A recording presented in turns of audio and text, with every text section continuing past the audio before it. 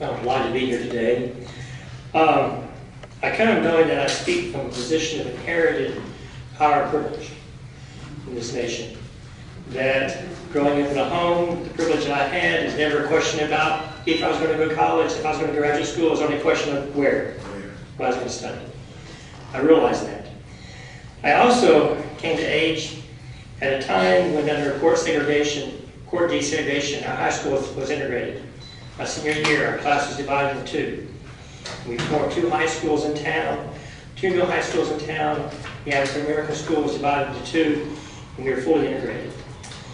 And I realized that the difficulty of being able to come together in that fashion. I remember listening to friends that would have been the captain of the football team or the president of the student body at their high school now would have no recognition, have no leadership, because they were in the minority now in our high school. And hearing those stories and seeing that happen, I guess gave me a sensitivity to the fact that race is such a huge issue that often is underneath the surface, but then comes up at certain times, and when it does, we're all kind of befuddled often by how this happens. And it's because I believe we have not addressed some of the deeper issues of it. And that we're so often content to make cosmetic changes. And I've seen this in the denomination in which I am privileged to serve, the American Baptist Churches USA. We consider ourselves the most diverse denomination in the country. 30% of our churches and members are African American. Another 10%, and that is even greater now, are Hispanic. And we have a number of churches and members Native American, many Asians, and almost 90% of the Korean folk who are coming over from Myanmar are Baptist and joining our churches now. The last two churches we brought into our local region are Korean-speaking churches. And I've been in situations, for instance, 20 years ago, a group of 60 pastors around the country in Ministers' Council at ABC USA meeting. Everyone there educated, everyone there has good hearts. But I saw in a matter of days, all of a sudden, that group became divided along racial lines. And an issue arose, the issue of leadership. And sitting there watching that happen, not really able to understand what are these dynamics? How did this happen with people of goodwill, of good faith, people who on the surface have been friendly to one another for years? We see one another at conferences, we give one another big hugs, and all of a sudden, how could we become divided along racial lines that quickly? And you realize that race is always below the surface, and that our cosmetic changes does not really address some of the deeper issues that we need to be concerned about. And so, what I have sought to do, I guess, in my own thinking and my own work, is to realize that we really have to do an analysis of faith.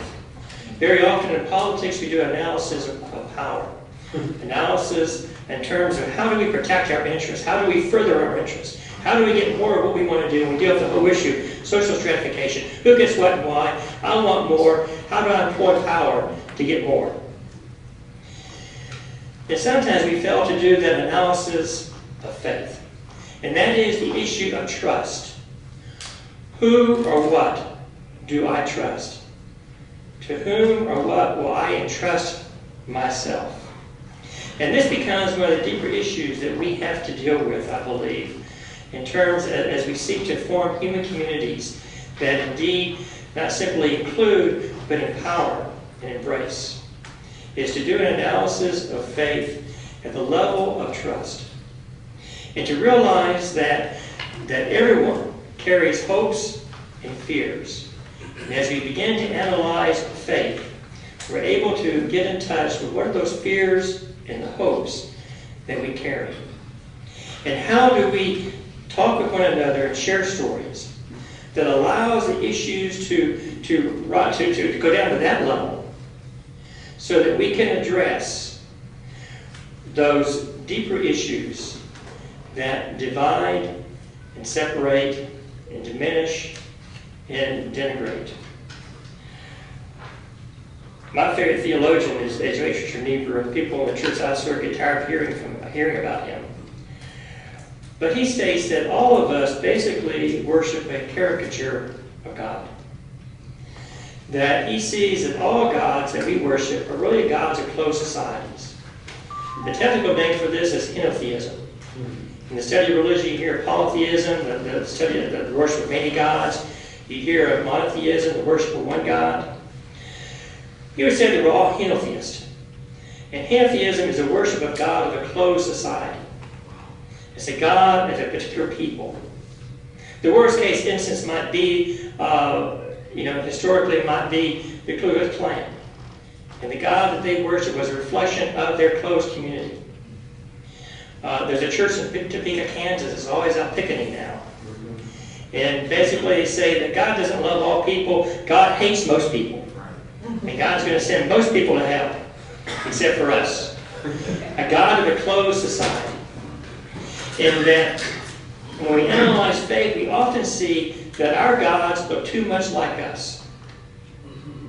And that is a clear sign of henotheism, a God of a closed society. And what we have to do is to realize and confess, you want to say, and be in a person of faith, I'm big in confession, is confess that our God is always too much like us. That our God is always one that reflects our values, our desires. Because we worship with people who look like us, we run around with people who vote like us, and pretty soon our God looks like us. And the struggle that we have in faith is not a matter of faith doctrine per se, but it is a struggle to be able to image, if you will, to understand that the one true God, as a person of faith, I say, is the God of all that is. And that until our community of concern that grows out of empathy and solidarity, the two components that make compassion, which is at the root of all faith, until that community grows to concern to include more and more, Niebuhr would say to the whole realm of being, which is beyond any of us. Only God can value the whole realm of being. But until our circle of concern that grows through the empathy, the commitment to solidarity grows to include a greater community, our understanding of God does remain a caricature. And that what we have to do is always be willing to what sociologists and philosophers might call deconstruct. To deconstruct our own understandings.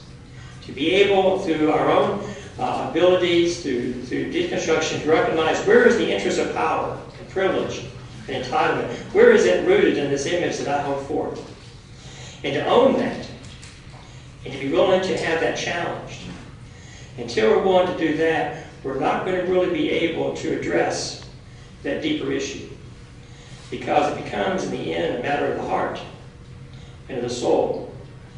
That faith, those hopes and fears that we have that are grounded or understanding ultimate reality are going to be unreflective. And they're going to play a part in what we do without our understanding how they're shaping our own understandings, our own engagement in the world.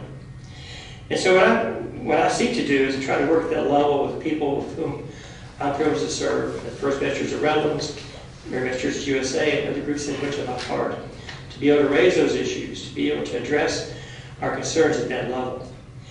There's lots of things that we do, practically speaking, that I seek to work on.